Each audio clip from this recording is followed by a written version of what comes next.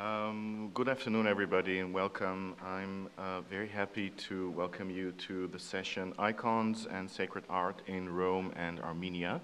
We have two wonderful speakers this afternoon.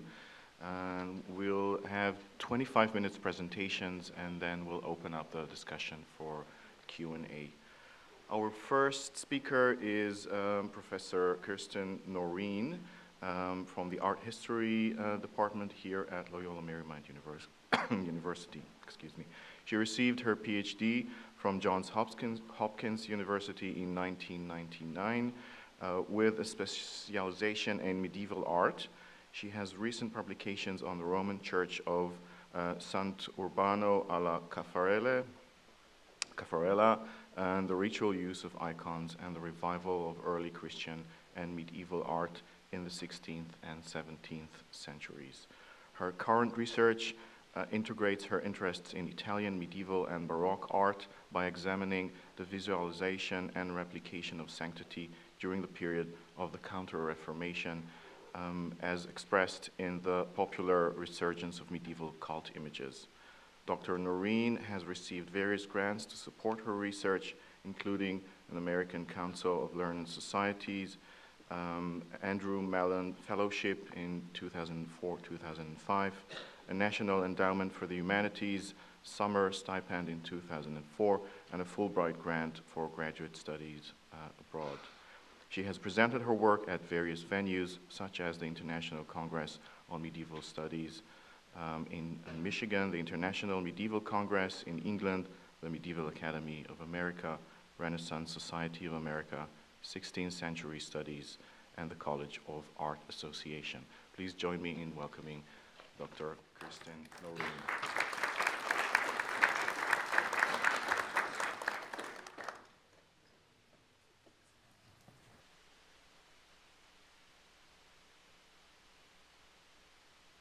Before I begin, I'd like to extend a special thanks to Father Deacon Nicholas and to Catherine Lash-Brown for an excellent job at organizing the two-day symposium. It's been a fantastic job. And I'd like to also thank all of you for returning to the darkened lecture hall on such a beautiful day in Los Angeles. So you deserve a round of applause as well. The Lateran icon of Christ, currently found on the altar of the Sancta Sanctorum, was one of the most powerful and influential images in medieval Rome.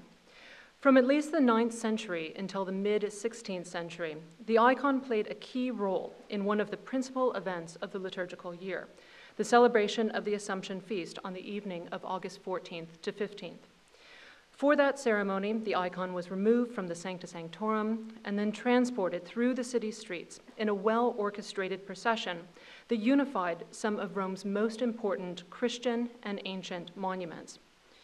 On extraordinary occasions, during the times of attack, plague, or famine, the Lateran icon might again be processed through the streets to serve as a palladium, or a safeguard that could assure the security of the city and its citizens. During the majority of the year, however, the icon would remain on the altar of the papal chapel, where it would serve as a backdrop for the Mass, or might it be involved in ceremonies such as that celebrating Easter Sunday, when a pope would ritually reenact the resurrection of Christ by kissing the image's feet and proclaiming 3 times, "The Lord is risen from the grave."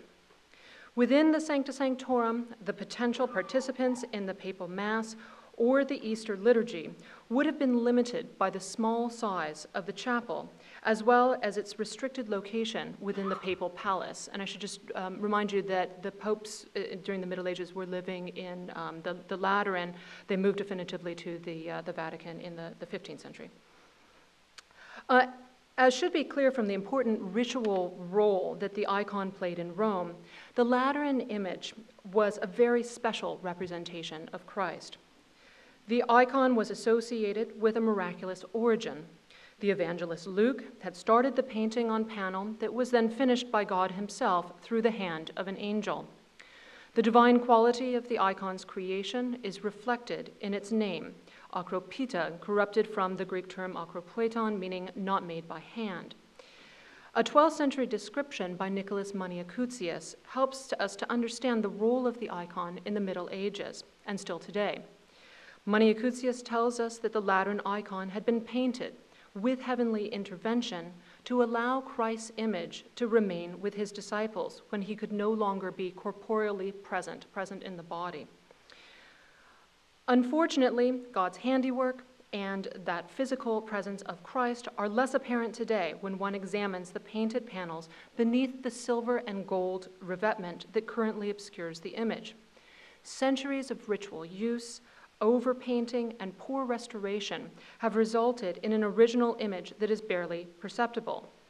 Again, we can just point out here that this is the uncovered icon. And then in the 1990s, this is sort of how it would appear. And then today, it's much more sort of brilliant in its glimmering surface. Looking at these panels, it is somewhat difficult to imagine the power that this image had in Rome, especially in the Middle Ages and Renaissance. Today, I would like to explore that power and through my discussion touch on three main themes that have a broader relevance to holy images in general. So I'm using the Lateran icon sort of as a case study. I'm going to be looking at the presentation of the sacred image, the meaning created through processional movement, and the reproduction of icons and the transfer of holiness through those copies. In line with the goals of the symposium, I will end my discussion of how traditions related to icons in the medieval period, how those traditions are relevant for contemporary practice here in Los Angeles. In contrast with medieval viewers, modern visitors to Rome can now purchase a ticket, enter the Sancta Sanctorum, and see from up close the opened icon on the altar. Alternatively, the faithful can experience the image from a short distance through one of three grilles. However, from outside the chapel, it is almost impossible to view the image because of the reflective quality of both the glass and the metal revetment that now cover the icon. And you can't really get a sense of that in these photographs, but perhaps here you can sort of see how difficult it is to actually perceive that face of Christ. In the Middle Ages, an encounter with the image would have been very different. Prior to the addition of the metal revetment, likely donated in the early 13th century, around the time of Pope Innocent III, the full-length image of the enthroned Savior would have been covered with multiple silken veils that would have concealed the face of Christ. This covering of the miraculous representation is not surprising, considering the potential danger associated with the prolonged exposure to Christ's gaze, which was believed to cause blindness or even death, as two early 13th century sources describe. So maybe we should move on. The addition of the gilded silver cover would have demonstrated the importance of the image through its expensive materials. Layers of donated objects created a multifaceted surface to the icon. Semi-precious stones, rings, enamel work, angels, hearts, and crowns illustrated the continuing devotion to the image and its perceived power. And we can see some of these objects here. Whoops, goodness, that's not what I wanted to do.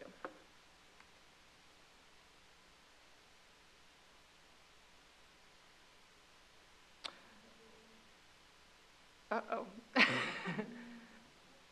Okay, here we go. All right, I think we're in the right spot. Yeah, we're good, thank you. As described by the Byzantine art historian Anne-Marie Weil-Carr, the silver revetment provides a location where the devotee can exist outside the icon, yet within the image. This idea is especially apparent in the lower corners of the cover, where, crowded into the very margin of the frame, ex-votos provide a physical manifestation of devotion to the image. And it's a little bit difficult to see, but we've got sort of kneeling figures that are represented in the corners there. Such gifts demonstrated personal piety, but also reinforced the power of Christ to intervene, to perform miracles, or to answer the prayers of the pious. Let me underscore that although icons were often associated with human characteristics, such as weeping, bleeding, shaking with excitement, these representations should not be mistaken for the divinity that they portray. Icons served as vehicles, as a means of communication with the holy figure represented. Gifts offered to the image were therefore gifts offered to Christ, who was beyond the image and outside of it. Figures of saints and the Virgin created in relief in vertical strips along the metal cover further serve as potential intercessors for the viewer and act as models of piety. Flanked by symbols of the evangelists, enamel work shows the beginning and end of Christ's terrestrial existence, with scenes of the Nativity, and we're sort of looking at this one here, and crucifixion that are mediated through Christ's baptism at the very center. One should keep in mind that not all icons, especially in the West, had elaborate metal covers. This is a rather exceptional sort of example. With some medieval images, adornment was limited to the most powerful parts of the representations, such as the golden hands of Mary that would intercede for the faithful, as in the icons from San Sisto and the Pantheon. And you can see that prior to the Restoration, we have the San Sisto icon where we have these sort of gloves that are on Mary. Or we can consider the lips that were likely covered in gold in the frescoed representations of Saints Demetrius and Barbara of Santa Maria Antigua. In contrast with this use of adornment to conceal a particularly salient or charged body part, the revetment of the Lateran icon reverses the process and uncovers the head of Christ, which is further offset by a halo of semi-precious stones and pearls. Even though Christ's face was later repainted on a piece of canvas, which is what we see today, its appearance is nonetheless quite dark, and it's perhaps especially dark on the screen, a little bit less dark on the computer. This is likely affected by centuries of smoke and soot that would have created this darkened surface. The two-dimensional face provides a stark contrast with a scintillating, almost rippling surface of the metal cover. In contrast, a contrast that would have been even more apparent during an evening procession, when the icon would be illuminated by the flickering light of burning torches and candles. And I think we can think back to yesterday's comments of Bisera about how we need to sort of re-envision how these would be viewed. The floating face of Christ draws in the viewer. Christ is the light of the world, John 1:9, but his miraculously created holy face would have been almost unseeable in the context of a nocturnal procession. This is relevant because Roman citizens most likely would have encountered the image during the evening procession celebrating the Assumption feast. At that time, the icon was removed from the Sancta Sanctorum, located sort of right here, by the confraternity of the Salvatore, and was accompanied by torches and a bodyguard of butchers known as the Stizi. This bodyguard was necessary to protect the image from excessive devotion. After slowly passing, and sometimes it was quite excessive, after slowly passing through the Lateran district and the Roman Forum on a well-established route, so sort of like around here, the procession culminated on the Escaline Hill over here, at the church of Santa Maria Maggiore. Stops along the route allowed clerics to ritually wash the feet of the enthroned image of Christ with rose-scented water mixed with basil. Those feet could be accessed through small doors in the icon cover. The Assumption procession also provided an opportunity for the representation of Christ to visit other Marian icons. The ritual encounter with images of Mary symbolized the celestial meeting of the Virgin and Christ, celebrated in the Assumption feast. At Santa Maria Maggiore, Christ met with his mother, shown here in another icon. This was another icon, by the way, that was associated with the hand of St. Luke. It's another very important image in Rome. Carved stone reliefs created a lasting memory of the more ephemeral yearly celebration associated with the Assumption feast along the processional route in the Lateran neighborhood. And these are images that still today you can find, especially in this area here, so just beyond the Basilica of San Giovanni. Picturing members of the confraternity responsible for caring for the icon, or simply representing the image of Christ, These reliefs would have marked the path of the procession and the social institutions under the confraternity's control. Through these images, the procession created a permanent impression on the urban fabric of the city, a lasting memory of the religious celebration, and a reminder that Christ, via the icon, protected the Lateran. Such a field of signs would have not been unusual in a city like Rome, where religious celebrations and the election of a new pope were often celebrated with heraldic insignia, triumphal arches, and temporary constructions created on the facades of buildings in a liminal zone between public and private space. With more permanent works like the stone reliefs, the facade offered a space where the transitory processional activity could be embedded into daily experience. Seeing images at key points along a route would call to mind particular aspects of the religious experience and could also offer models for behavior. Candles flanking the representation referencing the icon, okay, which we can sort of, trust me, they're sort of here and here. These candles sort of demonstrated the perpetual devotion to Christ, while the often anonymous kneeling figures, you can sort of see them down below here, provided a model of veneration for viewers to follow. Notably, these relief images most frequently focus on the face of Christ and offer only an abbreviated reference to the icon cover. Oftentimes it's like a kind of little sliver down at the very bottom of the image. While damage to the Lateran Christ makes it difficult to assess the appearance of the original image beneath the cover, other icons, especially those created in the 12th century, give some sense of Christ's representation. Christ likely appeared enthroned, holding a text in one hand and blessing with the other, as can be seen in the early 12th century portrayal in the Cathedral of Tivoli and the late 12th, early 13th century version in the Cathedral of Sutri. It is not surprising that these representations had an important connection with the Lateran image, because the Tivoli and Sutri icons were part of a widespread campaign in the region surrounding Rome to replicate the popular August Assumption celebration. Images used in those processions reproduced the Lateran Christ and the icon of Santa Maria Maggiore to reinforce a symbolic connection between Rome and towns like Tivoli, Sutri, Viterbo, Vetralla, and Trevignano. These are all within the region of Lazio. The Lateran icon's role as a communal symbol and its power as a protector of the people made it a particularly charged model for other communities desiring similar civic well-being.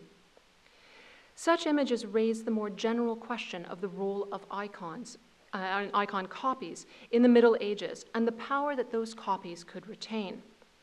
It is not surprising that miraculously created icons like that in the Lateran or in Santa Maria Maggiore would be reproduced, for they were believed to be accurate representations of the physiognomy of the Virgin and Christ. Notably, however, the copies created are often not exact in the modern sense of the term, in part perhaps because of the difficulty in accessing the original, and in part because of changing stylistic priorities. And here we can think back to Richard Snyder's talk earlier this morning. Instead, the copies reproduce the most distinctive aspects of the prototype. This process is also apparent in the portrayal of the Madonna Advocata, a particularly popular representation in medieval Rome that represented the Virgin as the advocate of the Roman people, with her hands outstretched towards an unseen Christ. This type, based on a 6th century original known as the Madonna of San Sisto, generated multiple copies that often competed with one another and, in the end, obscured the ritual significance of the original. Another competition of holy images may have inspired the 13th century edition of the metal revetment on the Lateran icon. This cover essentially transformed the enthroned image of Christ into a disembodied head that created a visual parallel with two other miraculous representations in Rome: a bust of Christ that was believed to have appeared at the time of the initial consecration of the Basilica of San Giovanni in the Lateran, and the Veronica, For reasons of time, I would like to mention just briefly the cult of the Veronica. Innocent III, the likely donor of the cover of the Lateran icon, also promoted the Veronica at St. Peter's. So we have at St. Peter's the Veronica, at the other pole of the city in the Lateran, the image of Christ on the screen. The Veronica was a cloth named after a woman, Veronica, who wiped Christ's sweaty brow as he carried the cross on the road to Calvary. This cloth was believed to retain the imprint of Christ's face and was considered to be a true image, a vera icon. The popularity of the Lateran icon and the Veronica made the face of Christ an image of devotion associated with the city of Rome itself, as is apparent on pilgrims' badges. And these are small-scale objects that would have been affixed to pilgrims' clothing, as you can see from the little hooks on the sides.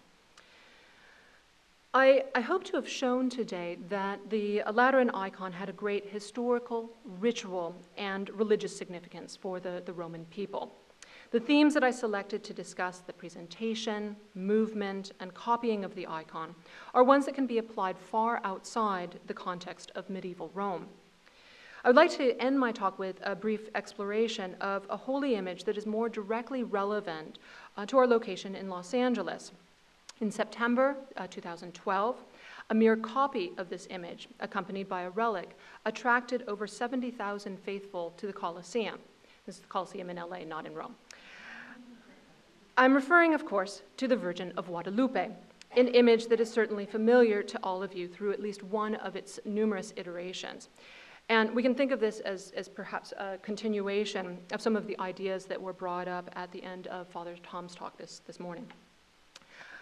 Similar to the miraculously created Acaropita of the Lateran, the Virgin of Guadalupe was formed through divine means. Appearing in a vision to Juan Diego, the Virgin, surrounded by light, instructed him to construct a church in her honor. And I'm using to sort of illustrate this legend a representation that's found in the Los Angeles County Art Museum. To prove the authenticity of the vision to the local archbishop, the Virgin asked Diego to gather flowers in his cloak, or tilma. Upon opening the tilma for the archbishop, it was discovered that a representation of the Virgin was miraculously imprinted on the fabric. In some illustrations of this legend, God himself is represented as the painter of the image. I'm just showing you two examples here. Copies of the Virgin of Guadalupe share in the prototype's power, helping to spread the authority of the original in Mexico City and confirming its legitimacy through their own, sometimes miraculous, associations. With the ease of mechanical reproduction and the proliferation of copies of the Virgin of Guadalupe, questions have been raised related to the commercialization of the image.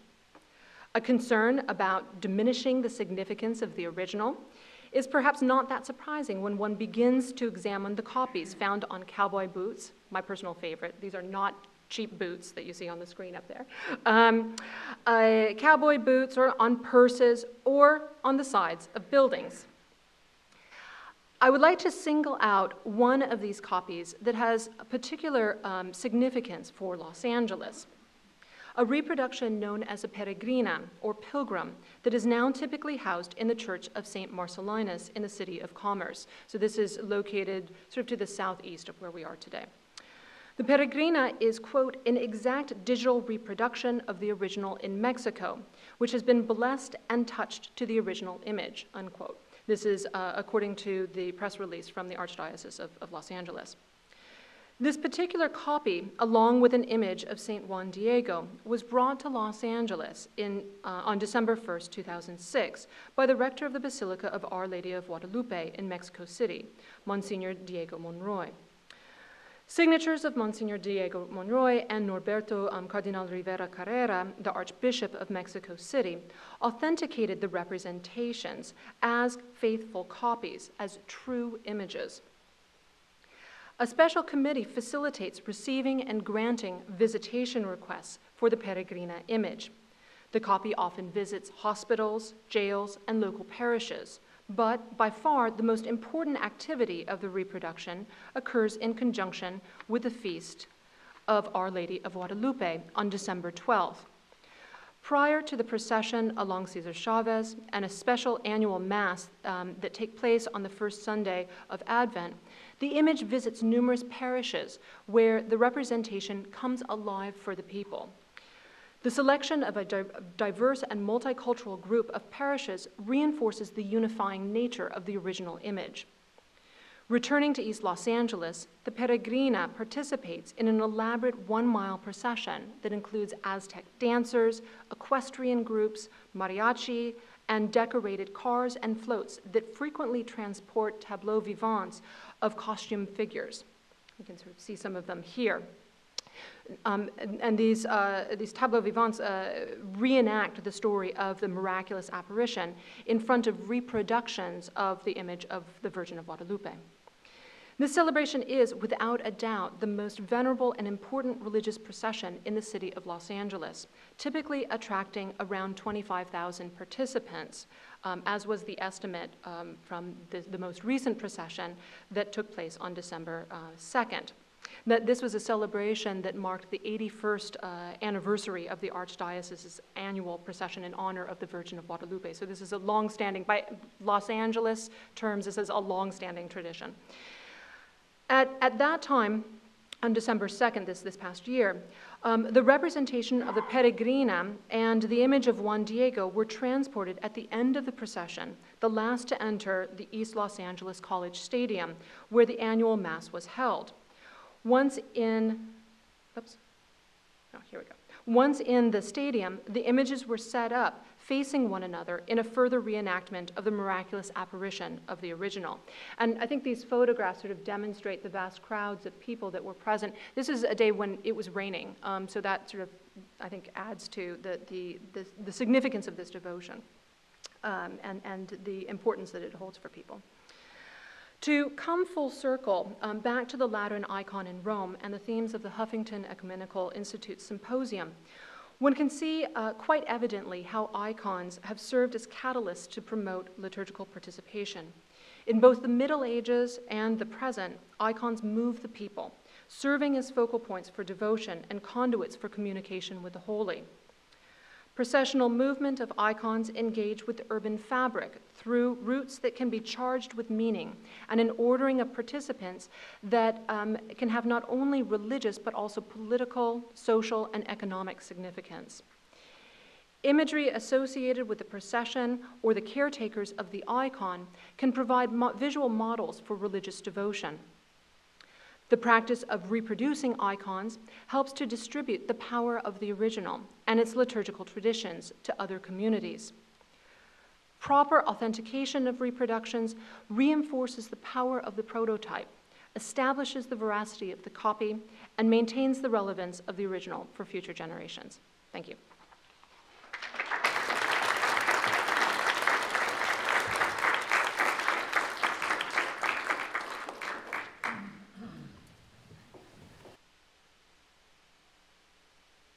Thank you very much, Professor Noreen. Our next speaker is Christina Maranci, who is the Arthur H. Dedian and Ara Ustamel Chair of Armenian Art and Architectural History at Tufts University. She has held visiting positions in Armenian art at the University of Chicago and the University of Michigan, Ann Arbor. She received her PhD from Princeton University in the Department of Art and Archaeology in 1998. She's the author of Medieval Armenian Architecture, Constructions of Race and Nation, published by Peters in 2001, and a forthcoming book on 7th century Armenian churches. Please join me in welcoming Professor.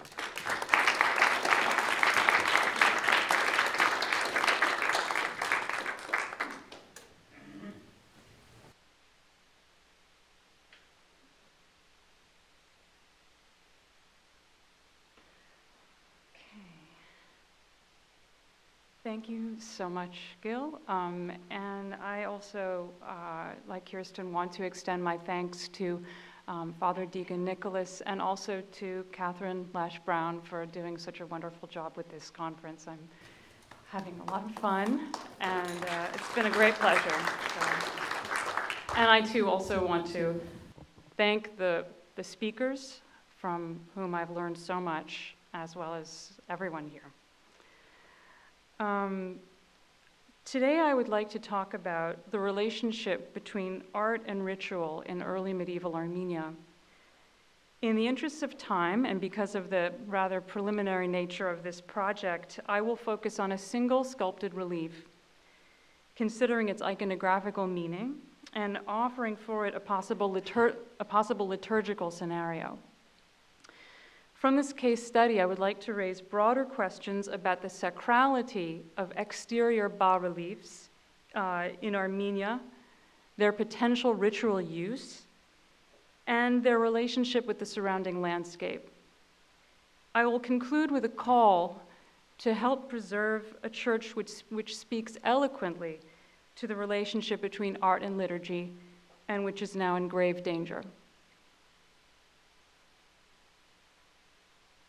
The regions of historic Armenia, today divided among multiple independent states, preserve over 70 monuments from the 6th and 7th centuries. Of these, 12 bear exterior figural sculpture. On the south facade of the Church of Ptolemy, located in province of Kotaik in the Republic of Armenia, is a window molding featuring Christ's angels, apostles, and hunters. At the Triconch Chapel of Pemzashen, the visitor enters through a portal sculpted with the Virgin and Child. And this is maybe not so easy to see, but let me not blind myself. Okay. So Virgin, let's see, where are we? Virgin and Child here, angel just partially obscured by the shadow. At the domed Basilica of Odzun, Christ appears above a window flanked by angels. Here's a detail of one of the angels. Sacred images also appear on carved stone stelae, which often stand close to church buildings, as at Odzun, you see here, or at Tallinn. This material is important because we know little about contemporary pictorial arts of the region. Only fragments remain of the wall paintings that once adorned church interiors. The realm of Armenian manuscript illumination does not provide much more to go on. Only 4 folios, now sewn into a 10th century manuscript, can be dated to the pre-Arab period, so middle of the 7th century. Portable objects, such as metalwork, do not survive in abundance either, although there have been some exciting new discoveries in that department. The bas-reliefs of early medieval Armenia and of Georgia have been carefully studied, and a rich literature on them has emerged. In many cases, scholars have concerned themselves with iconographic sources and interpretation of those sources and of the images themselves, and others have sought to identify regional carving styles. What is perhaps surprising is that the liturgical function of reliefs, or the possibility of their worship, has attracted less attention, with one major exception, and that is Professor Thomas F. Matthews, who is beginning to explore this material in very interesting ways. I seek here to understand the experience of the worshiper in relation to early medieval Armenian art, and to ask what happens when we bring together the liturgical sources with the bas-reliefs. In service to this goal, I will focus here on the Armenophone tradition to the exclusion of the rich tradition of sculpture in neighboring Georgia. The answers that emerge must be speculative, but the questions themselves, I hope, suggest new ways of thinking about long-studied imagery, and indeed about the tradition of exterior bas-relief production itself. Okay. The 7th century church of Marymount is located in what is now eastern Turkey, in a military zone next to the closed Armenian border. Marymount is known to historians of Byzantium and Armenia. Dating to 638, its epigraphy attests to interactions between the Emperor Heraclius and the Armenian nobility, and to the imperial goal of consolidating the eastern frontier against Persian attack. Marin is also noteworthy as a representative of what is called the golden age of Armenian architecture. Its large size, attenuated proportions, and refined pier and vault treatments all speak to a coherent aesthetic which probably inspired the nearby and more famous Cathedral of Ani, circa 989. Marin is also additionally famous for its sculpted reliefs, two of which deserve special mention. On the west facade, you're looking at the west facade here, below an inscription naming the Emperor Heraclius, and that inscription is approximately here across the window, is a sculpted portal. So there you have a detail of it. I don't know how, I'll take you through this because it's sort of difficult to see. You have two large archangels in the tympanum, 1, 2, and a lintel below, which unfortunately has been damaged by an addition, which subsequently was removed or collapsed, and it's left this horrible gash. But what you're looking at is Christ, Saints Peter and Paul, a cleric, and two nobles. On the north facade is a portal with a lintel bearing images of a horse, a tree, 3 humans, and a central cross. The lintel is at present unsupported and unsecured on its left side. While each of these forms on the lintel is fairly easy to discern, the meaning of their combination has sustained decades of debate. Many of the earliest theories associate the lintel with a princely scene, making particular reference to the presence of a horse. In 1966, Minas Sarkisyan suggested that it depicts a church foundation enacted by the cleric and nobles named and portrayed on the west portal. In 1971, and more fully in 1997, Nicole Thierry noted a series of problems with Sarkisyan's argument and proposed instead that the scene represents the return of the cross to Jerusalem by the Byzantine Emperor Heraclius in 630.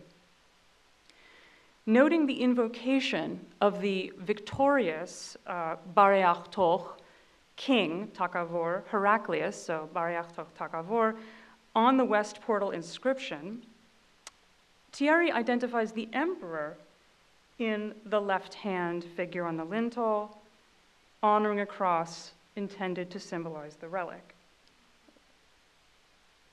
The large sensing figure at the right represents, in her view, Modestus, Bishop of Jerusalem, who received the relic from Heraclius. Now, this interpretation of the lintel as the return has attracted the attention and support of many Armenologists and Byzantinists, and I'm no exception. I have recently adduced more evidence for this argument in the form of 2 early medieval Latin accounts of the return of the cross, which offer a textual explanation for the unusual representation of a Heraclius, or indeed any emperor, without a crown or diadem and dismounted from a horse. Yet, this identification does not fully account for the lintel at Marin, and more particularly the strong ritual character of the scene. The large incense burner at the backswing of its movement is a type of object well known from contemporary Byzantine examples in bronze. The composition focuses our attention on the central cross, which is addressed by all the figures, with decorative listels at the corners of each arm, these things here. The cross bears the morphology of late antique examples from Byzantium and Armenia, known from both metalwork and from pictorial representation. And one such silver cross within an Armenian inscription was just discovered in the storage vaults of a museum in Istanbul, and this is really exciting. So these features, the incense burner and the cross, led Nicole Thierry to see Marin and this north portal as an imaginative and reduced image of the return of the cross by Heraclius, one which fused the historical event with ritual meaning. And Thierry noted in this regard the great many feasts associated with the cross in the Armenian liturgy. The rite of exaltation was celebrated in Armenia on 14 September, as in Byzantium, and likewise involved the elevation and censing of the cross. In addition to Good Friday and May 7, commemorating Helena's discovery, the cross formed the focus of ritual throughout the liturgical year, and in this sense, one can hardly imagine a moment in which the subject matter of the north portal lintel at Marennes would have been inappropriate. But a recent study of the Armenian rite of church dedication invites us further to meditate on the liturgical imagery of the lintel and its potential ritual use. Father Daniel Findikyan has collated 3 early textual accounts of this rite, the rite of dedication: a mashdots, or ritual book, probably of the late 9th century, and 2 allegorical commentaries on the consecration rite, both dating to the first half of the 8th century, one by Hovannes Otsnetsi and the other attributed to Stepanas Sunetsi. And Father Findikyan is an expert on these two people. The mashdots and the commentaries offer fertile ground for the interpretation of the north portal at Marennes, but it is first important to say that their use requires caution. So there is an inherent difference between the textual representation of organized movement and a specific physical setting, and this hampers any straightforward application of the text to the monument. Nor can we be sure that the rites, as preserved in the texts collated by Findikyan, existed at the time of the construction of Marennes, circa 638. Yet, in my view, it is a graver error to cast these texts aside because they cannot be grafted perfectly onto the architectural evidence. As early, if not contemporary, documentation for the experience of the church building, they allow us to imagine the kinetic, visual, oral, and olfactory dimensions of worship and offer precious insight into the symbolic meanings of the church as evoked through prayer, movement, and hymns. The dedication rite is of particular relevance to Marennes because it involves the church facades. All 3 of the texts attest to the withdrawal from the building and the performance of exterior services equipped with a cross. First, the altar table is carried out of the church as the congregation gathers around it singing psalms, after which the altar table is reinstalled within the church and elevated to the bema. The next exterior unit is the naming of the church and the blessing of the exterior walls. At this point, the clergy and congregation depart the monument, and the bishop declares in whose name it has been erected, making a circuit around the church. The allegorical commentary attributed to Stepanas Sunetsi further mentions what he calls the tracing the Lord with the cross on the exterior and the anointment of the 4 sides of the building. All 3 texts invoke the imagery of the heavenly Jerusalem. After the altar is removed to the outside of the church, the procession of re-entry is accompanied by Psalms 119 to 121. Psalm 119, "In my distress I cry to the Lord." Psalm 120, beginning, "I lift my eyes up to the hills, from whence my help comes." And finally, Psalm 121, "I was glad when they said to me, let us go to the house of the Lord. Our feet have been standing within your gates, O Jerusalem." So these were the 3 psalms that were sung upon re-entry into the church. Findikyan notes that Hovannes Otsnetsi refers to these 3 psalms as gradual psalms, sachmosk astijanats, and suggests that this may reflect the general belief that they were sung by pilgrims climbing Mount Zion to the temple. The concept of ascent is illustrated, and here I quote Findikyan, "in the crescendo from abject despair through acknowledgement of God as protector to rejoicing for having arrived at Jerusalem." For a worshiper approaching the north portal at Marennes, the imagery of the psalmody would have been particularly germane.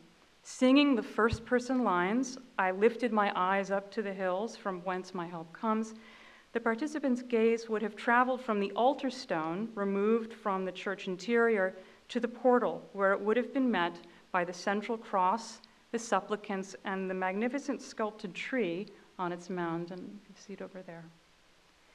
While we cannot be sure that this rite was performed at Marennes, it is nevertheless instructive and something I think now to just always bear in mind when looking at Armenian exteriors, that at an early date in the formation of the Armenian liturgy, a procession into the church was understood in terms of entry into Jerusalem.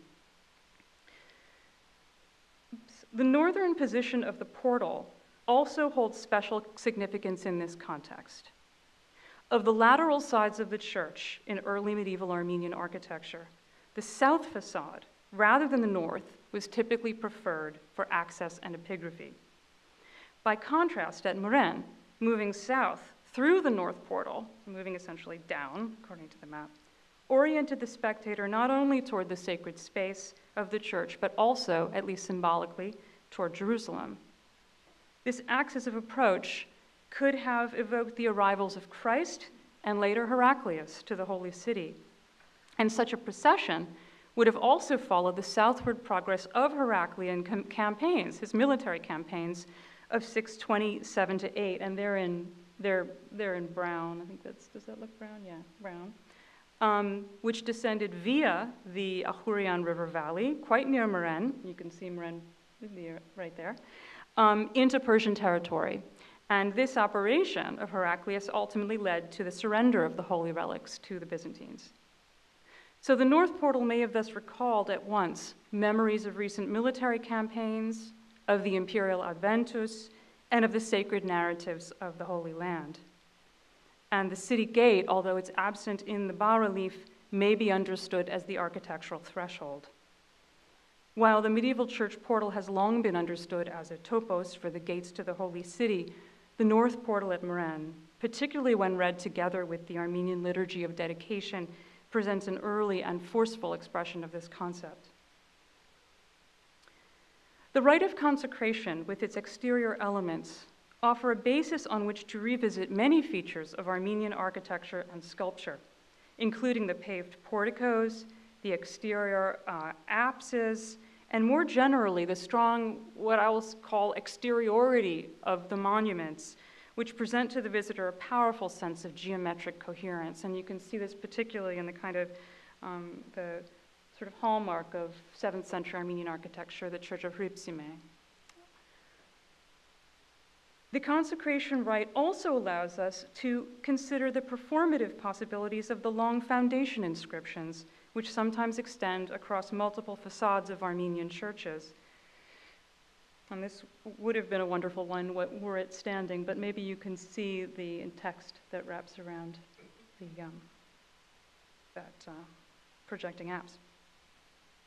Exterior bas-reliefs, too, can be rethought of in this light, not just as designed walls, but as active components of the experience of ritual or worship. A potentially fertile monument for this kind of study is the celebrated 10th century church of Akhtamar, which formed part of the palace complex of the Armenian king Gagik Artsruni in the region of Vaspuragan. The exuberant relief decoration cladding each of the 4 facades has rightfully earned the attention of scholars for decades, and Akhtamar is now the most widely published monument of Armenian architecture, with no less than 5 or fewer than 5 English language monographs to its name. But the careful studies undertaken therein focus largely on the sources of images rather than their relations to ritual or potential relations to ritual. I would suggest, though, that visual analysis of the facades invites further questions of just that sort.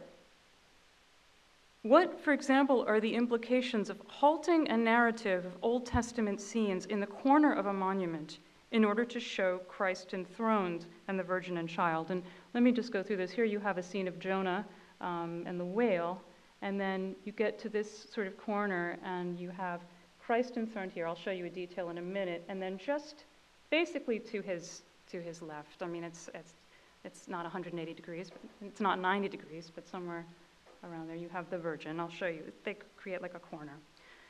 So here's a detail. So this holy space, it could be argued, directs the visitor to stop and meditate on the figures, not only because of their frontality and their visual frames, but also because the visitor must here stop and pause in order to proceed around the building. Another question regards the relationship between these exterior reliefs and the sculpted stelae that are so often placed in their proximity. Sacred imagery at Odzun, for example, appears both on the wall exterior and on the twin stelae right here, just to its north. These stelae bear images of saints, Old Testament subjects, and episodes from the conversion of Armenia to Christianity. At Tallinn, stelae rise from the ground between two 7th century churches. They are carved with sacred scenes, such as the Virgin and Child, mostly of the Virgin and Child, and here you have the Virgin and Child with 2 angels. And they seem to have been located within close reach of the visitor. In some cases, the original stepped podia survive. As such, they offered the opportunity for worship outdoors, but within the sacred precinct of the church. So the way I see it, the stelae present to the scholar the opportunity to pose the kinds of phenomenological questions that have been recently asked of Byzantine icons. In this case, where worship can be envisioned out of doors, one might explore the role of direct sunlight in highlighting certain carved reliefs at various times of day, or the role of seasons and weather, which on the high plateau means hot summers, harsh winters, in shaping the visitor's experience of the images. In medieval Armenia, the outdoor bas-relief takes on particular power for its relationship with a sacred Christian landscape. The plain of Ararat plays a key role in the conversion narrative as described in the 5th century account of Agatangelos. In a famous passage describing the descent of the Lord, from which the name Echmiadzin is traditionally derived, the patron saint of Armenia has a vision of a man with a golden hammer flying down from the sky, who strikes the ground so that, and I quote the Agatangelos text, so that the whole earth, as far as the eye could see, was struck level as a plain. Later in the account, the newly converted King Turdat, eager to assist with the construction of churches, climbs to the top of Mount Ararat, which you see here, to quarry massive stones, which he carries on his back to the building sites. These accounts are interesting for many reasons, but I think they may also fruitfully inform notions of architectural interior and exterior in the early medieval Armenian world, and suggest ways in which the visitor might have experienced the sculpted imagery on the facades or stelae, not as elements distanced from the sanctuary of the apse, but as features in a sacred geography, rising from a plain flattened by the impact of a divine hammer and in the shadow of the quarry from which were made the first Christian churches of Armenia. There are many more directions for study and many more questions to be asked. The commentary on the Hours by Stepanas Sunetsi, which has recently been published by Father Findikyan, offers an allegorical interpretation of the liturgical day and of the passage of sunlight. How might we rethink the experience of the church walls together with this text, remembering too the vertical sundials preserved already from the 7th century? And I show you above two, this is the original from Zvartnots, and here's a very handy reproduction. And the inscription is telling us about the appropriate time of day to pray. How might Christology, and particularly concepts of mixed and unmixed natures, have been informed, inflected, or evoked by the materiality of the bas-reliefs? At Akhtamar, one cannot fail to notice that the sculpted images, whether or not they were painted, are composed of solid stone pieces joined together, and this seamed surface would have confronted the medieval spectator as he or she meditated upon the sacred portrait. The relationship between the physical reality of the images and contemporary theology, which has been fruitfully explored in relation to the Byzantine icon, has yet to be considered in relation to the Armenian sculptural corpus. All of these questions require interdisciplinary work, and one hopes that the research will also take into account the Georgian material. As reluctant as I am to engage in competing nationalist narratives with regard to early medieval culture, Armenia is better than Georgia or vice versa, I'm equally loath to imagine a pan-Caucasian phenomenon based solely on visual similitude, irrespective of differences in belief, literary tradition, and culture. The most pressing question is how to preserve such a fragile tradition. At Zvartnots in the Armenian Republic, fragments of the facade now lie on the ground, exposed to weather, lichen, and damp. At Mitzcheta in Georgia, the wall reliefs are weathering faster than they can be protected. The case of Marin is the most urgent because the isolation of this church and its unstabilized condition mean that the north facade and its portal may soon go the way of the south facade. Tied to the fate of the monuments they adorn and exposed to the elements, the carved bas-reliefs I have spoken about today require not only the attention of the scholar and the care of a community and of worshipers, but also the care of the preservationist. And I hope that Marin and the other monuments will get that care. So thank you.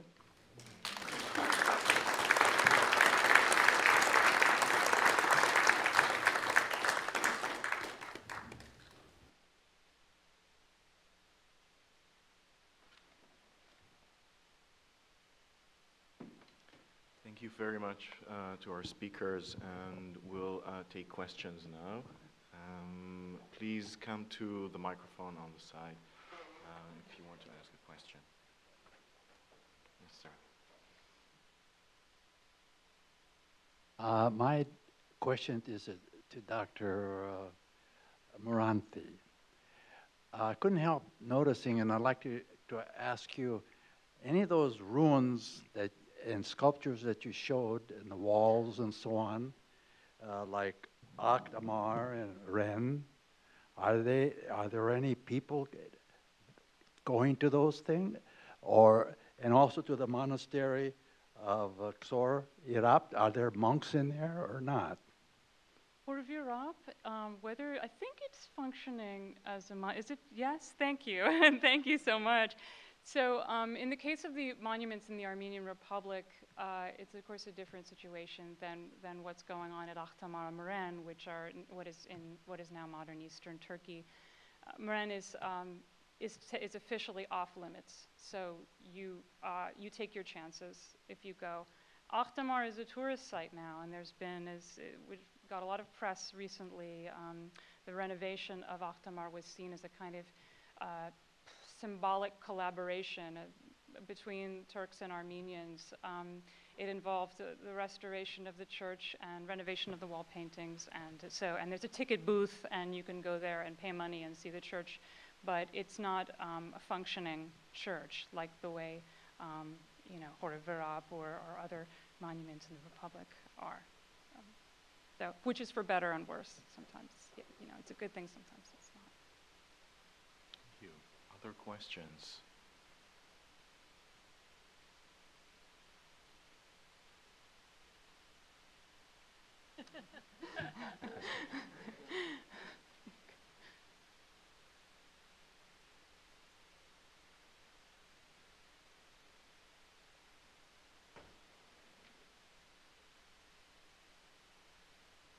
I don't want to wake up anybody, but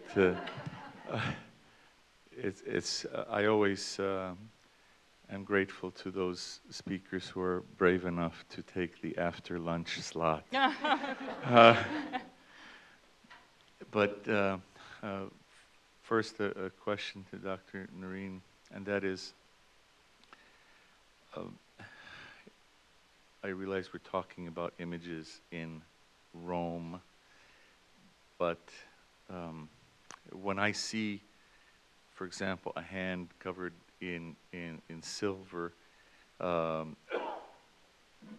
think of the fact that maybe this was a place where the icon of the Mother of God was kissed a lot, and so in order to protect it, they put a silver hand over it, rather than the interpretation this is a powerful thing.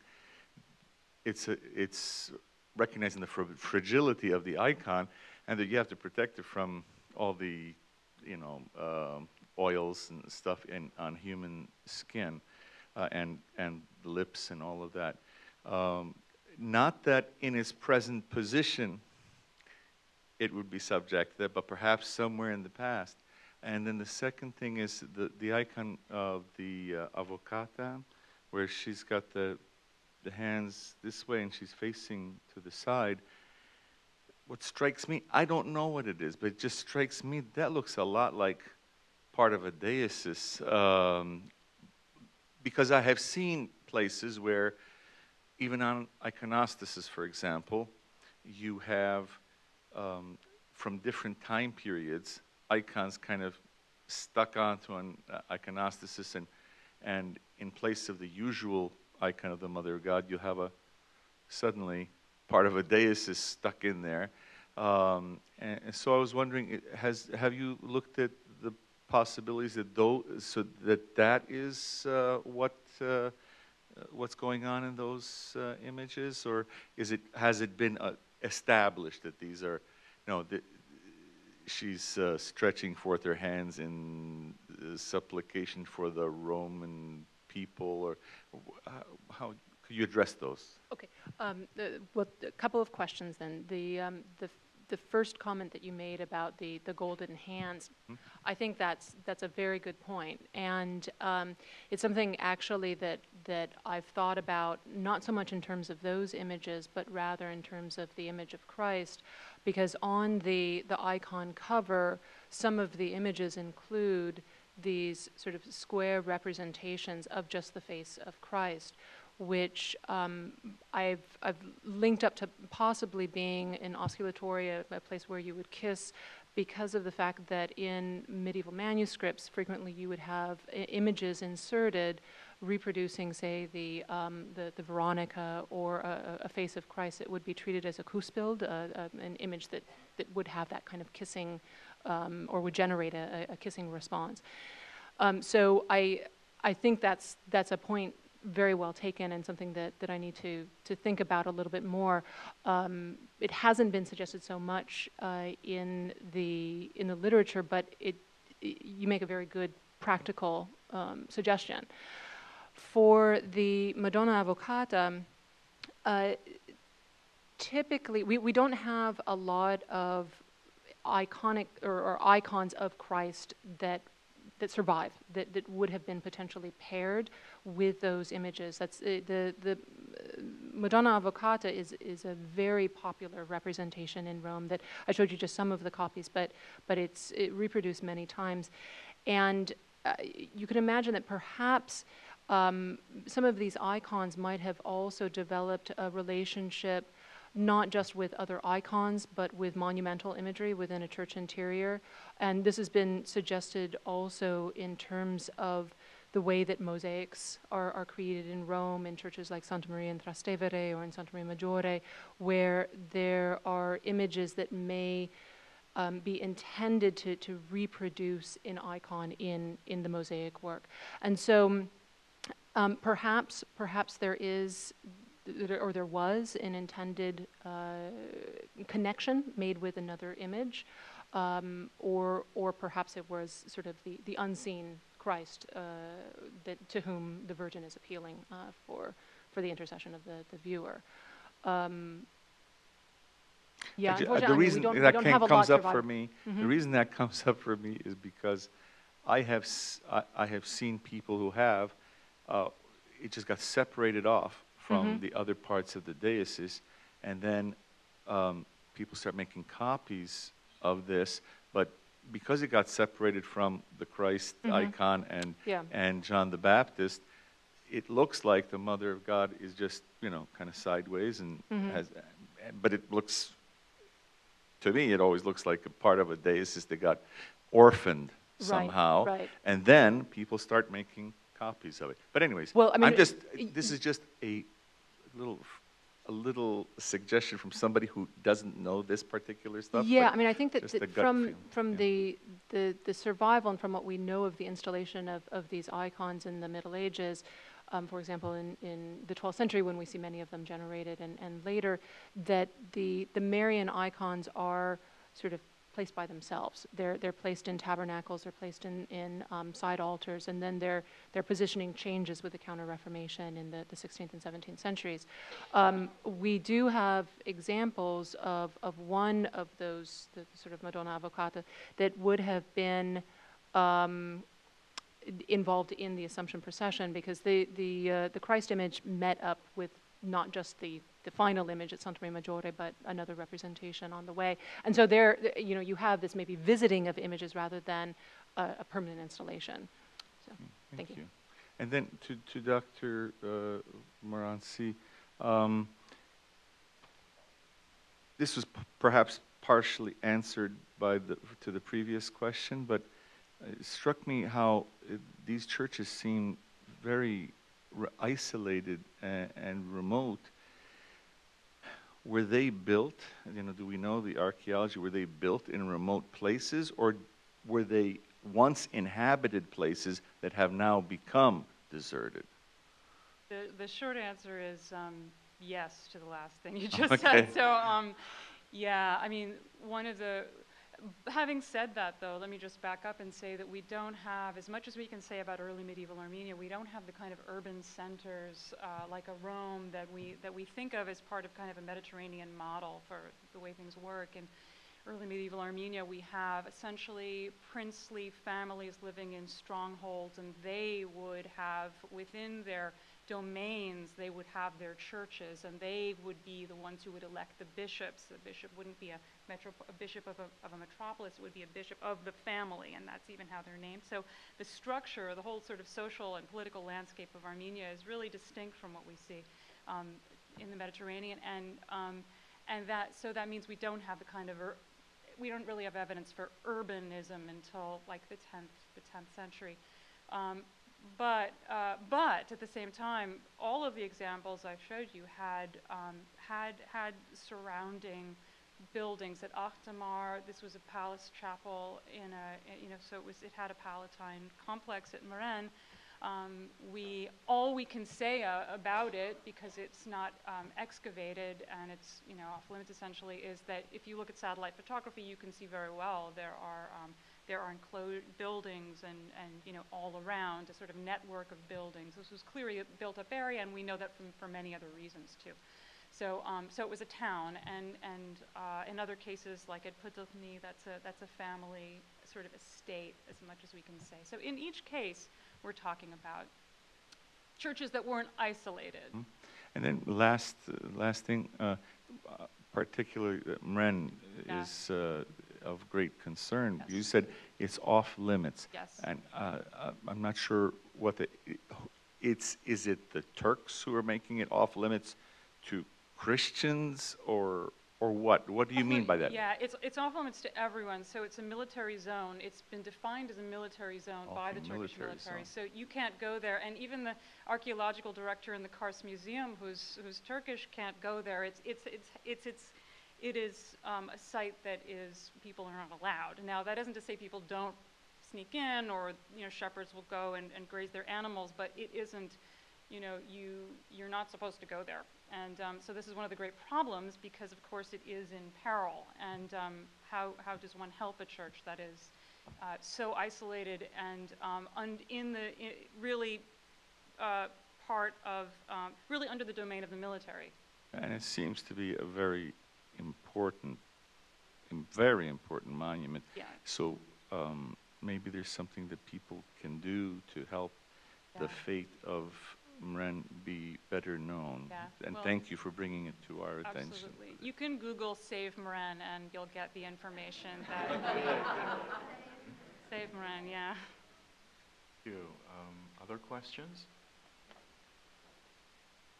Thank you so much for both your presentations. They're very, just very fascinating.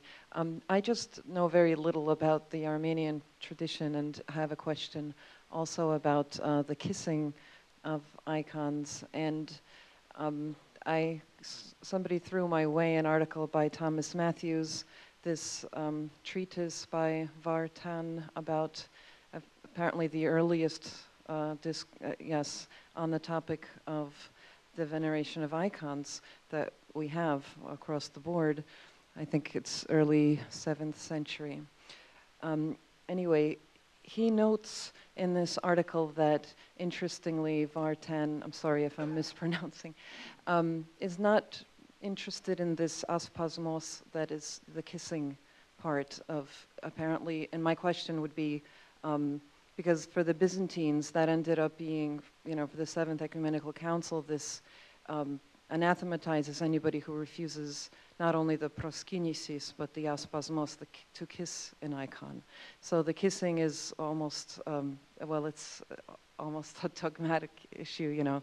So my question is, I wasn't perhaps paying enough attention to realize, were these accessible, like, are the icons, yeah, could they possibly be kissed? Were they ever kissed? Are they kissed in the Armenian tradition? So does the Armenian tradition have the kissing part? Because he says that in this commentary there's a mention of kissing the gospel book in one of the liturgical entrances. I don't remember which one. Okay, that's a great question, which I'm not really equipped to answer, and if there are any Armenian theologians out there that could deal with it better, I'll give it a try and see where it goes. So maybe just in the middle of the question, you were asking about how accessible these are to the physical body, which is something that's really important, and certainly not in all cases. One of the issues with Akhtamar, for example, is that when the pictures I show maybe don't reveal that you really can't reach out and touch those figures. They're elevated, and so they work differently in relation to the human body than, let's say, the stelae, which are, you can go right up to them. At Odzun, you can get close to several registers of those images. So it's different in each case. We have accessible images and not so accessible images. But with regard to the question of kissing and veneration through kissing or other ways, I don't know. I am not familiar with any particular sort of doctrine about it or dogma about it, but I know that it is an issue that comes up in the rich literature associated with iconoclasm in Armenia. Bertanas Kerdolf is a good example of someone who's really talking about images and image worship, but there is literature from the 7th to the 13th centuries, and if I'm not wrong, I think there is John of Odzun, who I talked about a little bit. Hovanas Oznetsi discusses and I'm trying to remember, and I can give you the details later, but the bowing down before and venerating, the different forms of veneration that you can do and what is appropriate for what kind of image, and he's very specific about it. So there is, I don't know, I can't give you a really specific answer, but I know where you could get that answer, and so I can give you that information. But there is a very rich literature, largely in response to iconoclasm, about how to venerate and what to do.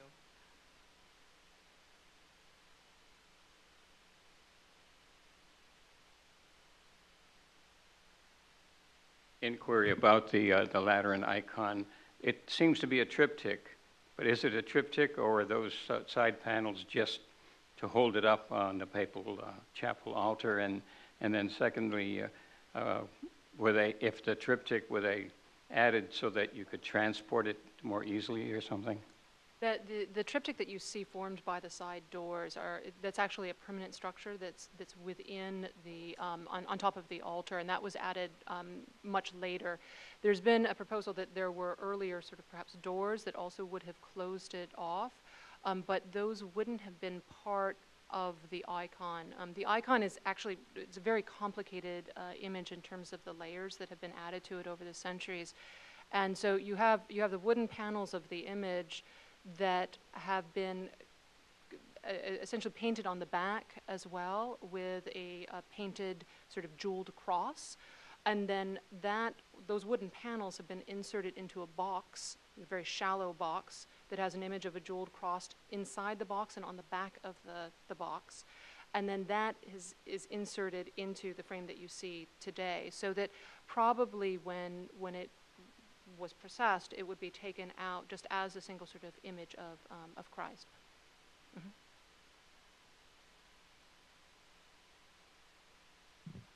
Thank you both for your presentations. I have a quick question for Dr. Maranci. In one of your last images, you had an icon of Christ, and he had his hand like this. And, you know, we see this hand position in many traditions, Hinduism, yoga, Buddhism. I've even seen it in Sufi Islam. And I was just curious, what is the significance of that within Christianity when Christ does it, with the index to the thumb, and then also the different significance when he does it to this finger and then the middle finger? Just curious. Okay. I think I might turn that over to, yeah. Okay, Professor Schneider. if you don't mind. Thank you. I can't say anything at all about the other traditions that you named. In iconography, the play of hands serves one of two functions. One is mimetic, one is to create the narrative in the icon. So there are those latter ones are usually derived from the rhetorical manuals. Rhetorical manuals always have a chapter, or the late ones have a chapter, which is instructing the orator about appropriate gestures when he's saying various things. If you compare those to what you see, the postures of play of hands, you'll see that going on at great length. And since the rhetorical manuals also talk about memory, there's an iconological connection to the idea of remembering. But that's different from the ritual play of hands, which you see largely with Christ or with typologies that derive from Christ, like the bishop's figures that derive from Christ. In the Pantocrator, what he's doing is spelling his name. So the position, what he's spelling is iota, sigma, P, sigma. Jesus Christ, son of Jesus Christ, right? The play of his fingers is spelling out those four letters.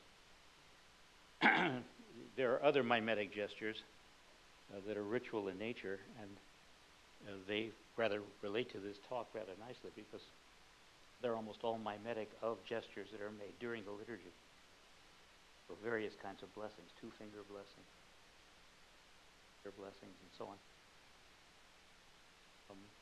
There's a reverse, typical hermeneutic circle, there's a reverse mimesis also, so that now gestures that were developed like that one of the Pantocrator are used in the liturgy.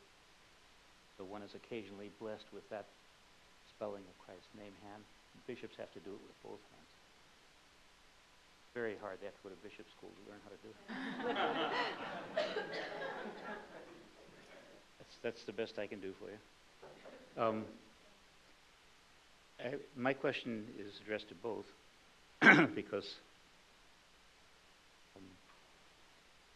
the degree to which procession was involved in both cases was really fascinating. What I was thinking of was the impact of anthropology, or all the work of Victor Turner, Mary Douglas, and so on, about indoor and outdoor, inside and outside. And I think that really does figure hugely in the iconology of architecture. Think of the difference between figural stained glass that transmits the light from outside to inside in a Gothic church versus the interior light of the iconography inside a Byzantine church, which they keep rather dark, right? And in this indoor-outdoor business, what's particularly significant are the liminal moments. And I think about portals. Portals are the liminal place. Or in architecture, you get a whole series of liminal places. One portals to an atrium is still out of doors. Another portals to a narthex. It's indoors, but it's not in the church yet. Another portal into the church, and so on. And I wonder whether you could say something about both the sculpture and the rituals. You know, if you know what's said at different points, and whether that idea of a liminal point is really identified. Particularly, I want to know about the use of the psalms that are used in consecration, such as "Lift up your head, O you gates," and "Great and awesome is this place," and so on.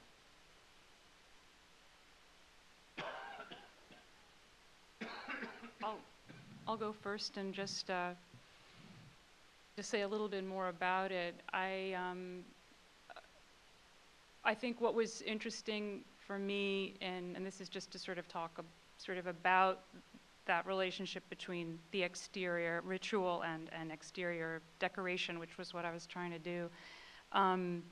To have those texts that Findikian put together, the Mashtots and the two commentaries, just opened up the whole way that we can think of. I mean, it's sort of a great example of how working across disciplines can really shed new light on, I think, on understanding the exterior of the Armenian monuments, which had been so beautifully studied as formal phenomena. But even just what you were just sort of thinking about the Psalms and thinking about what they're directing the worshiper to do, and there's so much more to do. I mean, I have to look some more at these Psalms and think about those Psalms in relation to the sculpture, which I tried to do a little bit of with Maren, but I think that it allows us to really look again at this material, and not just the material, but the architectural surroundings, which are so much in the Armenian tradition about the exterior has a huge importance, aesthetic importance that's immediately apprehendable, but it's also really exciting to find out about these early liturgical texts that can open up that world of worship and how they were used. So that's really just to kind of reiterate what you said and stress that this is a kind of, I think, a new and interesting approach for Armenian architecture, and I would like to do it together with Georgian specialists so that we can understand if this, what are we dealing with? Is this, to what extent are we talking about a larger phenomena? Where does it stop, and what can we say? And so there's just a lot more to do, but I think it allows us to look at the material again in a good way. So. Sculpting the outside. Yeah. Yeah. I think in relation to Rome and the Assumption procession, unfortunately, not all of the sculptural reliefs that I show today are in their original positions. We know that some of them have been reinserted into walls, but there are documents that suggest that there were a great number of them, especially in that zone very close to the Lateran, a zone that would have been very much under the control and influence of the confraternity of the Salvatore, which had hospital complexes, which had properties that it owned, especially in that region.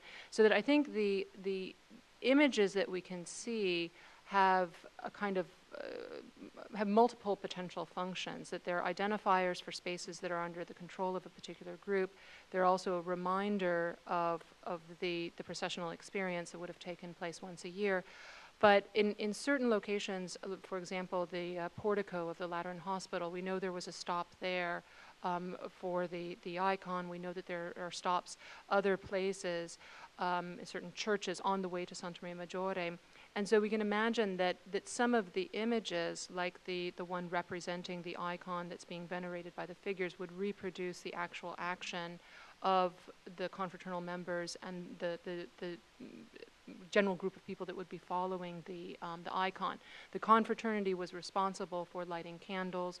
They were responsible for taking care of the icon, and they would have had an integral role in the procession by being the one sort of at the head of the pack.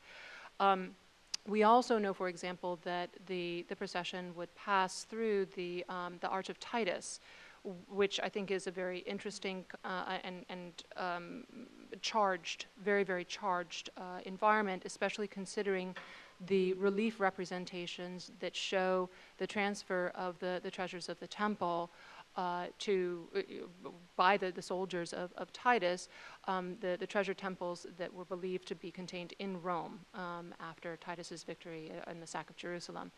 And that is especially charged when we think about the environment of the Sancta Sanctorum, the Holy of Holies, and that space itself was, the temple treasures were believed to be contained, at least in part, in San Giovanni, the cathedral, and the Sancta Sanctorum itself had a kind of layering that reproduced the sort of Holy of Holies, something that we might be able to even think about in terms of the presence of the icon cover as being a kind of cloth and a barrier through which we can sort of experience the image.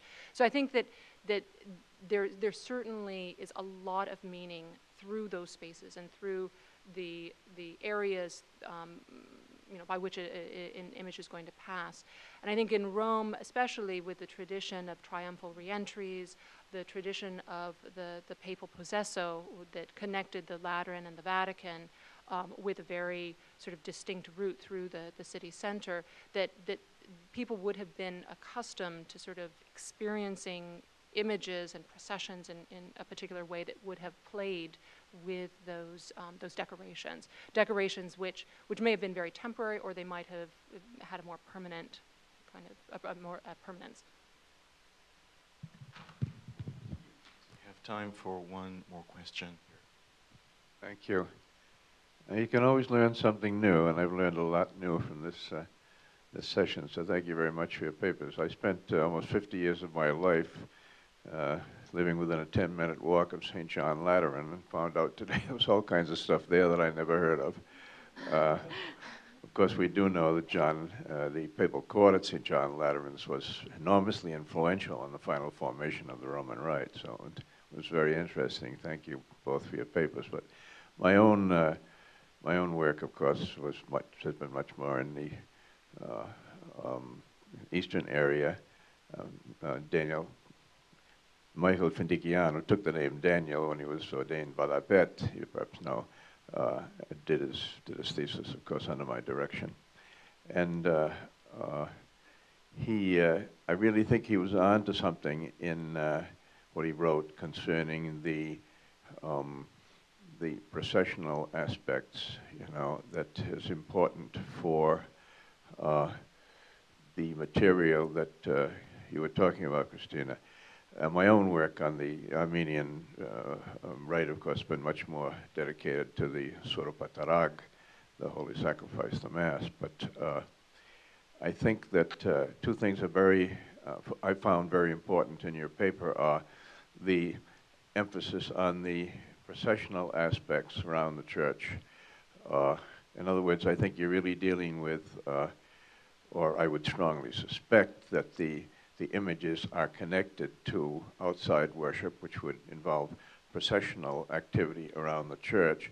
And secondly, I think the necessity to combine with the Georgian material and study that together is extremely important, and it's about time that was done. But it reminds me, the last time I was in Ecumenical as a guest of His Holiness, the Patriarch of all Armenians, Karakin II, I was trying to dredge up from my decrepit memory what feast it was, but we clearly had a processional around the Cathedral of Ecumenical and stopping at various places, but I can't reconstruct it. So it's clearly still in use. And it was, as I say, it was outside the church. It wasn't inside the church. I remember it wasn't that cold, so it was in a tolerable season. But beyond that, I can't dredge it up. That's really but thanks very much. Thank you. Thank you so much. Oh, I'm happy. Those are wonderful suggestions. And no, I mean, I would just say, yeah. I mean, I would like to work more closely with Georgian scholars. I'm glad you think that the processional aspect is important. And third, Ecumenical is made for processing around. That's what I'm really struck by with the pavements, so yeah. Thank you so much. Dealing with Caucasian traditions, I think. Yeah. particularly for that period. Yeah. Yeah, absolutely. Okay, thank you very much. With that, we end.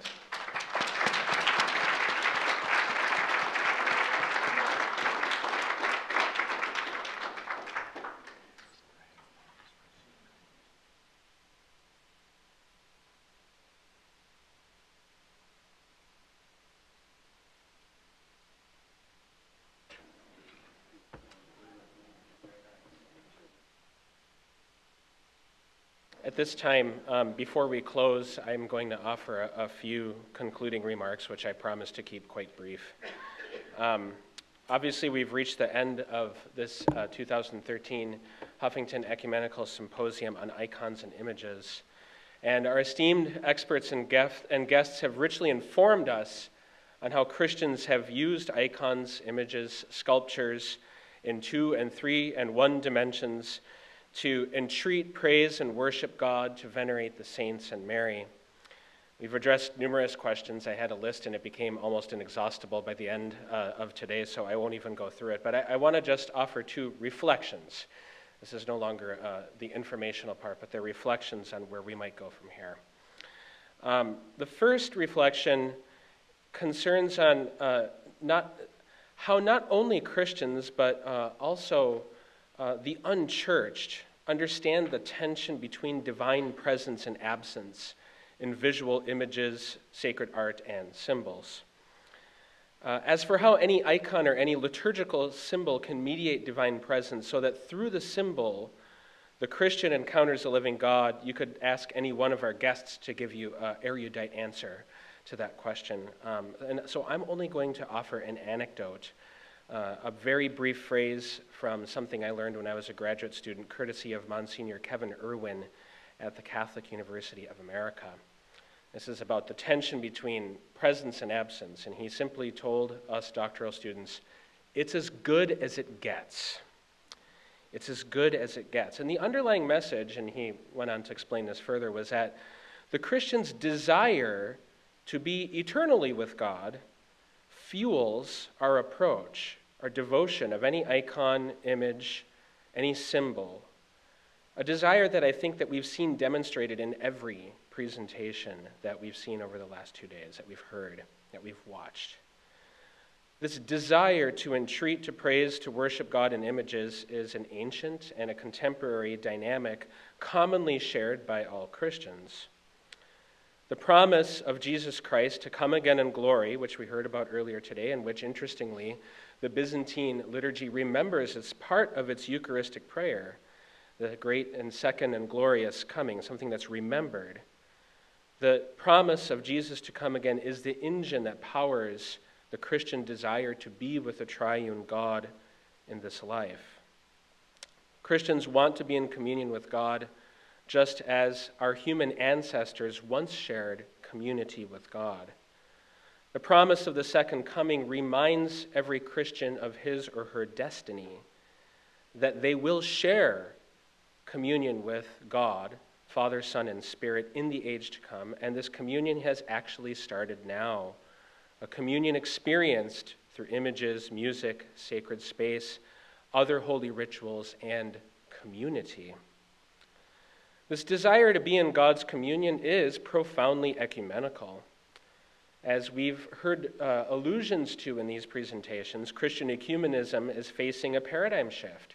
We can no longer speak of the church as defined purely as East and West, although we probably never could. Today, the global South grows not only in size, but in influence, attitudes, and accents of belief and devotion, something that Father Llewellyn's paper clearly demonstrated yesterday. In a sense, Christianity's response to globalization perhaps brings the church back to its roots, a united body of very diverse Christians. The Christian particularity promotes a seemingly insurmountable diversity, and I don't mean this negatively. As Father Curry said in his talk yesterday, any given local community must understand the symbolic images it liturgically engages. This diversity is healthy. This diversity does not need to translate into divided or schismatic communities, because the diverse Christian peoples share 2 important things in common, at least. First, the gift of Jesus Christ, who, in the letter to the Hebrews, is said to be the same yesterday, today, and forever. And second, every Christian shares a desire to be with Jesus Christ for eternity. The Huffington Ecumenical Institute has a bold imperative, and this imperative is to promote not only discourse, but an actual possibility of the reunion of divided Christian communities, privileging the Catholic and Orthodox traditions, but certainly not limited to them. As we depart from this symposium and anticipate future symposia, let us, as a united people here today, thank God for the gift of desire to live in the divine community. And may one of our offerings to God be our constructive use of this desire to create a Christian community in this world that is, as Father Taft said in his keynote lecture this morning, an icon of the age to come. One Christian people united by one Lord, Jesus Christ. I want to conclude with a pitch and a couple of words of thanks. The first pitch is that, as I mentioned, and as you've heard, this is the first of a 3-year series. Next year's symposium will be devoted to liturgical music, and in 2015 we will have a symposium on ecclesial architecture. Of course, we will keep you informed on the details of those symposia as the programming shapes up. But I would also like to note that we have smaller fall events, and we are entering the second year of a 3-year series on monastic spirituality and how that might inform today's urban Christian. Last year was devoted to prayer.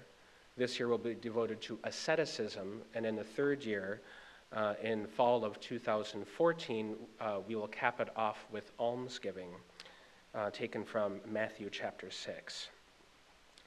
Allow me to go through a quick litany of thanksgiving, if you will.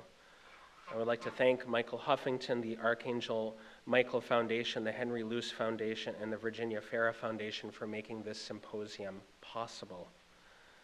I'd also like to thank the president of our university, David Burcham, and the Bellarmine College of Liberal Arts and our dean, Paul Zaleza, for their support of our programming.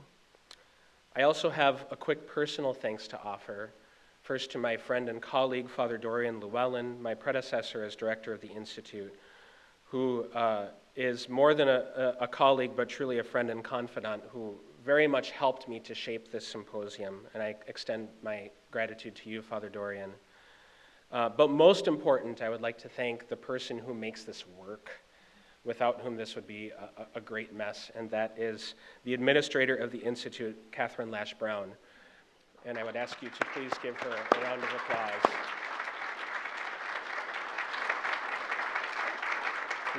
We are grateful for your supreme confidence and professionalism in everything. And finally, my thanks to the speakers, and I would like you to give them one more round of applause for traveling far and wide and contributing to this symposium. And then finally, to all of you, thank you. You are always welcome here, and we hope to see you this fall and next spring. Thank you.